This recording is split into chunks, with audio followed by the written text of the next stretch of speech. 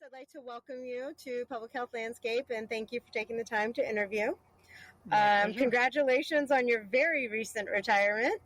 Not even a week yet. So, looking back on your career and all the years, what initially inspired you to pursue a career in forest health and forestry in general? Well, actually, I my training is in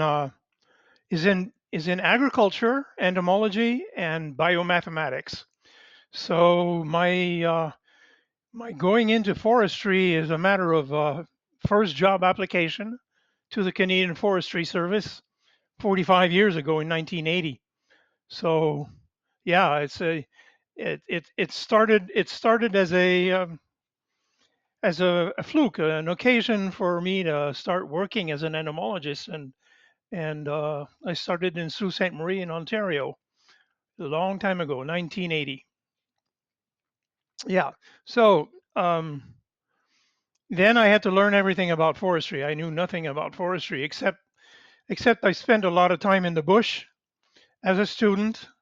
I worked in forest entomology actually as a student before I got my degree. Um, Working for a forest entomologist. His name was Jack McLeod. He was a specialist in population dynamics of sawflies that were eating a jack pine, the jack pine in Quebec. So that that insect was important then. It's still important, but it's not as damageable as some of the other forest insects that we're dealing with. Yes, there are quite a few pests that are making their way across the globe, and we'll touch That's right. base on them a little bit. Yeah. Speaking on that, looking back on your career, still, what could you share some highlights of your career, like a couple of pivotal moments during your 40 some years in the Uh, field? so many, so many, so many twists and turns. But to begin with, I've always been assigned to working on spruce budworm, which is the major forest insect pest in eastern Canada. So I've always worked on this species, but I've also had the occasion of working on other forest pests that are important. But at the beginning, I was very lucky to be working under a bunch of people who knew a lot more than I did about the insects in the forests of Canada.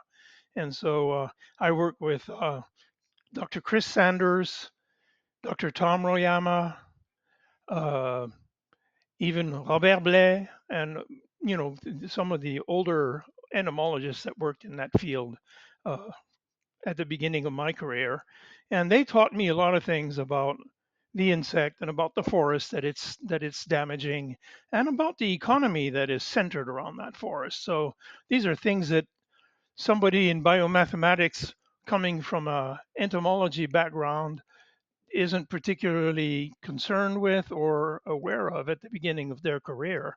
It became more and more important as a focus for the work that I did.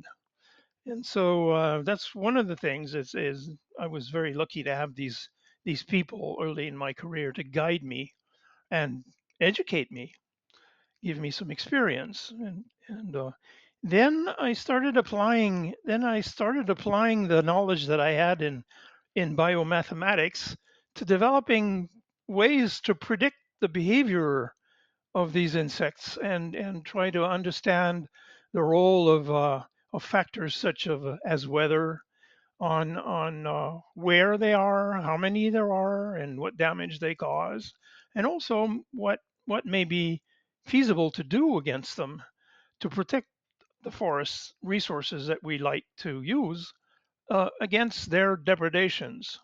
Because in for us, they're pests. For them, they're just living their lives and using the resources that they need to live their lives. But they're in competition with us for some of these resources. So we call them pests, and we try to manage their populations so they don't take away too many resources from the resources that we're after.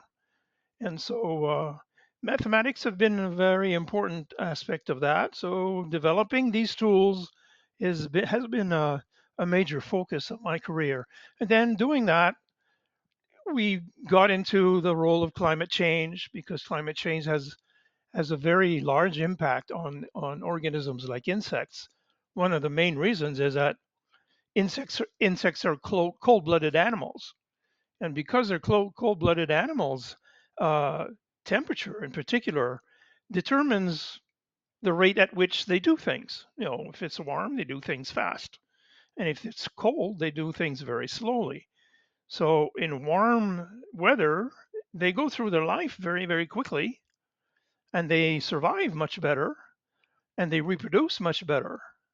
So up to a point when it gets too hot, then it's damageable to them. So it's not a straightforward relationship with temperature, but temperature has a very important role to play in how many of them there are and where they are and how much of an outbreak they're going to go through if they do.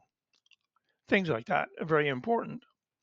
And so while I was doing that, the tools that we developed became very important for people who are trying to manage the insects. So trying to decide when you're going to fly with an aircraft to apply a pesticide in the forest uh, is a guesswork unless you have some mathematical tools to predict when the insect is going to be there, susceptible to be sprayed with an insecticide. So these are tools that we can provide. Yeah, so over time, we developed that expertise and the tools that we were able to let forestry practitioners use to make better decisions.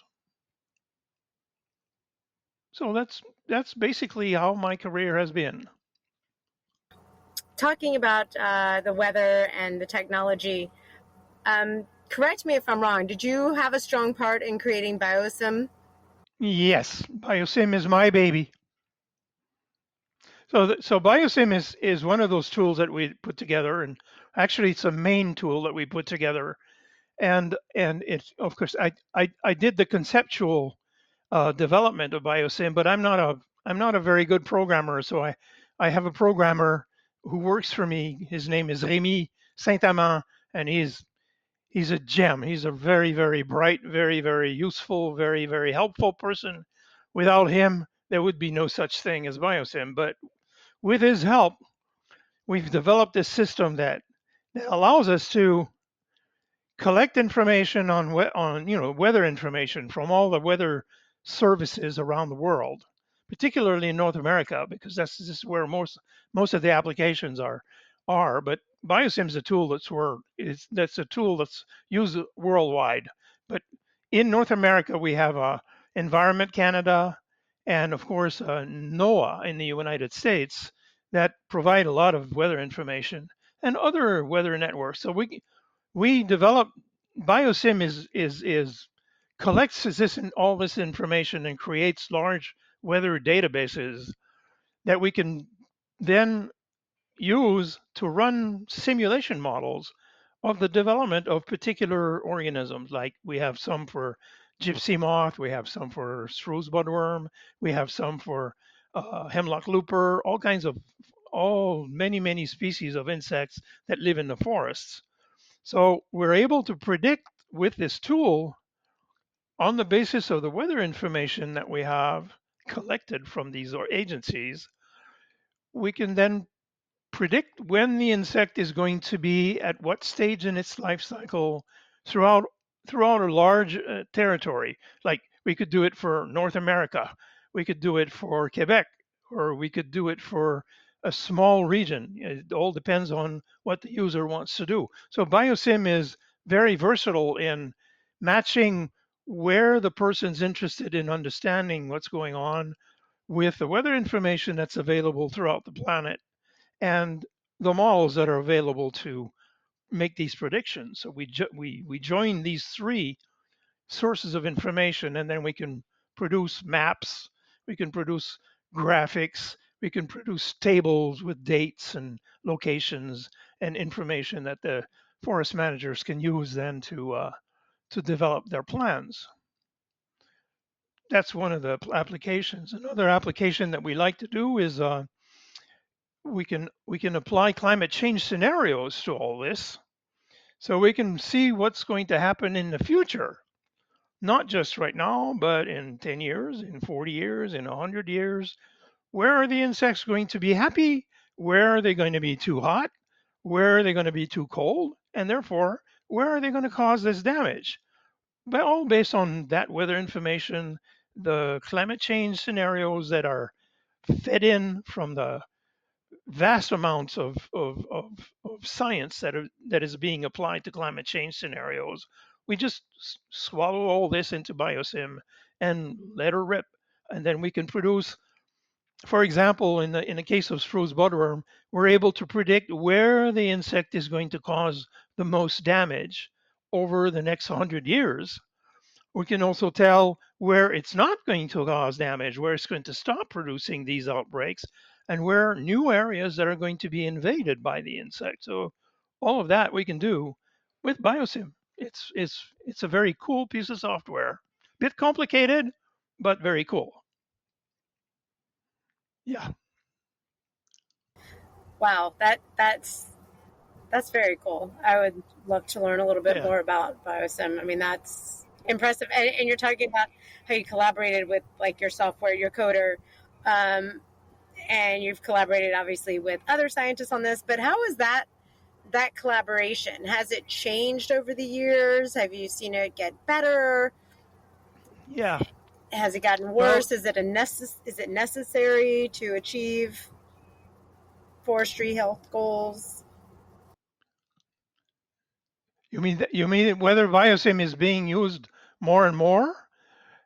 Uh, it's been improving because we've been making all kinds of new uses for it, and therefore every time a user asks us for, oh, could biosim do this, could biosim do that, well, yes, it could. Let me talk to the programmer, and the programmer is really good, so he usually makes these improvements. One of the things that we've done recently with it that we never saw coming at the beginning was we're now able to Shrewsbury, one of the things about Shrewsbury is that it's a moth, right? So when when the insect becomes a moth after the larval stages are over, like in July, early August, it those moths fly.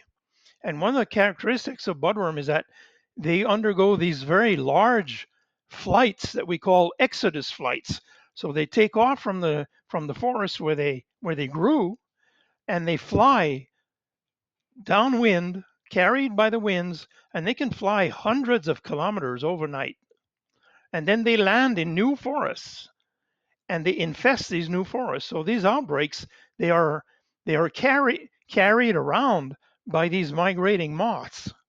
And so this happens in July mostly in eastern Canada. Mostly happens in mid-July. So when the temperatures are sufficiently warm, and there's good winds in the higher elevations, in the higher altitudes, the insect takes flight. It goes to 400 meters, 500 meters, 1,000 meters in the air, and is carried downwind very, very rapidly. And it follows these wind patterns, and then they land when the temperature of the air is cold, too cold for them to fly, or when the sun rises, they all land. So wherever they are, they land, and they can infest new forests if there are new forests there, if there are forests that they like to eat. So this is something that we can this is something that we can describe mathematically, and we can use biosim to simulate these flights. And so now, which is a development that has occurred over the last maybe 10 years or 8 years, we're now able to simulate the flights of budworm, and we can warn people, oh, you had a flight overnight, you had a big flight of moths, you should check your forest and see if these insects laid eggs in there, so that, to prevent an outbreak from occurring. So we're there now. We can do that kind of thing with those computer simulations, all run under good old biosim. Yeah, when we present forest managers with these animations of the flight of budworm moths during the overnight process there, it's mind-boggling. It's incredible that we have the technology to do that with coupling understanding of the insect, mathematics, and computer simulations. It's mind-boggling what we can do now. Yeah, the development of computing power is behind all that because when I started my career, we were programming we were programming Texas Instruments calculators, like no memory, very slow calculators. But nowadays, the computers that we use, uh, they simulate individual insects at the scale of 5 minutes, 30 seconds, and we can plot where they move in the air mass over time. It's amazing what we can do with for millions of moths. It's right. It's great. Yeah. I'm not the programmer. I'm yeah, yeah, it is. That's fantastic stuff. Yeah. You know, you're talking about how the computers have helped us. I'm sure with some of the challenges in forest health, the climate and environmental pressures grew. How did that change? Aside from creating biosim, how did that change your approach to what you did and what people should do? Obviously, this is going to continue changing, right? The forest landscape. Yeah. Wha- one of the things that I realized gradually over time during my career is that most of the innovations that we can bring to bear to help us manage big things like climate change and forest architecture and insect damage is we need to get deep understanding of how these things are linked together. And in order to do that, we have to do research that is long term. It's not we can't do plaster um, band-aid research, where we're trying to put a band-aid on this problem and on that problem and trying to produce minor fixes to things. We have to develop a really deep understanding of what the relationships are between the forest, the climate, the insect, and what we need.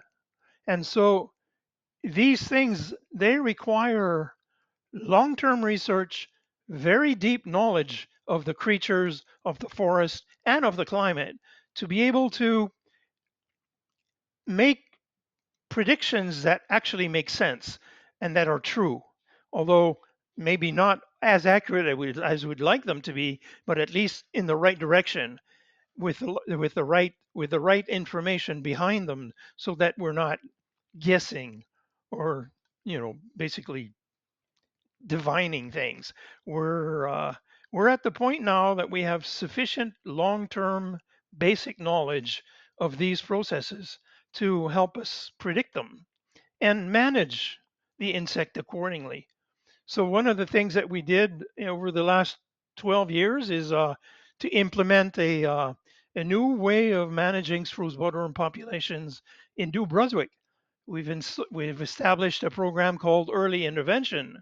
The early intervention strategy is based on the most up-to-date knowledge that we have of what causes these outbreaks, what we can do to stop them, and to put together a team that is able to implement this strategy, this approach. So we know where the insects are landing, we know how fast they're going to grow, we know we know where to monitor for them, and we know how to treat them. So we have to mix this knowledge together to produce these strategies that are winning strategies.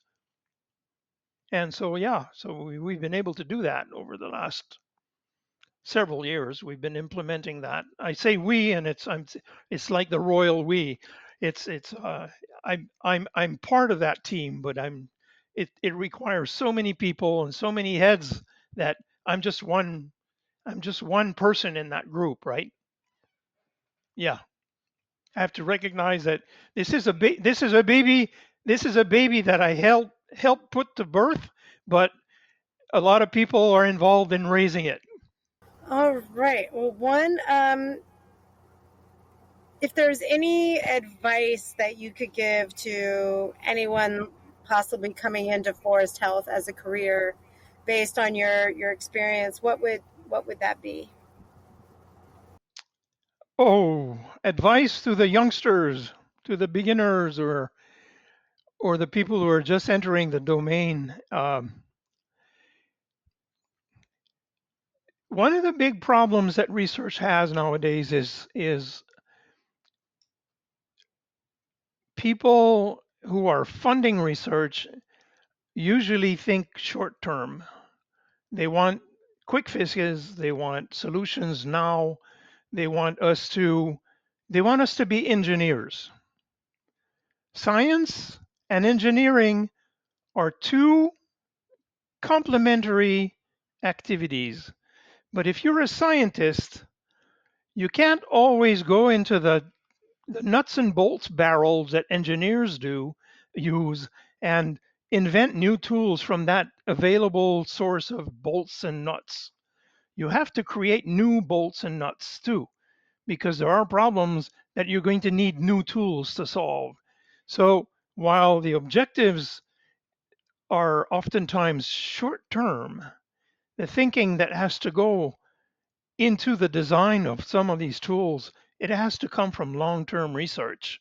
And we used to classify this as pure science and applied science, but I'd rather think about it as things that you develop over the long term that requires a lot of investment over time to get the necessary knowledge to make the applications later on. So there, in somebody's career, there has to be a good, healthy mix of, these short-term fixes. Let's get a solution on the ground quickly, but at the same time, let's invest in gaining more and more knowledge on the basic stuff that is underlying these problems, so that we can come up with more imaginative solutions later on. So somehow find a way to get the support you need for long-term research, as well as developing shorter term applications. That's my advice to the beginners. Perfect. Um, I like that. Get back to the basics on there. Finally, Yes. is there anything else that you'd like to share about your career in forest health that we didn't maybe cover? Yeah, one of the things that was most important in the development of my career was the ability to interact with three categories of people, or probably more, but at least three come to mind right now. The the politicians, the people with the purse strings, that's one category. So they are able to listen to scientists, but they're also able to give scientists more awareness of where society's needs are. That's one thing. But the other category of people are the forest practitioners from the provinces. These are the people who are actually responsible for managing the forest resource in Canada. And they're the ones who are the most aware of the real on the ground problems that forestry faces from year to year. So this is a group of people that I was very happy and lucky to be able to interact with. And the third group is industry people. Industry people, forest industry people, they have a very specific point of view on what forests are and what they're useful for. And so their point of view is important for us to guide us to develop these tools to make them really useful in real terms. But also, it's important to be engaged with them also to show them or to discuss with them that for the fact that forests are not just sources of fiber or sources of two by fours and that they're also living environments that are required for humans as well as all the other organisms that live in forests. So they're ecosystems, not just sources of revenue. So it's important to be able to negotiate and discuss and share information and points of view with all three levels of these groups of people. So I guess the fourth group of people are scientists, but yeah, to me that's sort of the basic group, of course.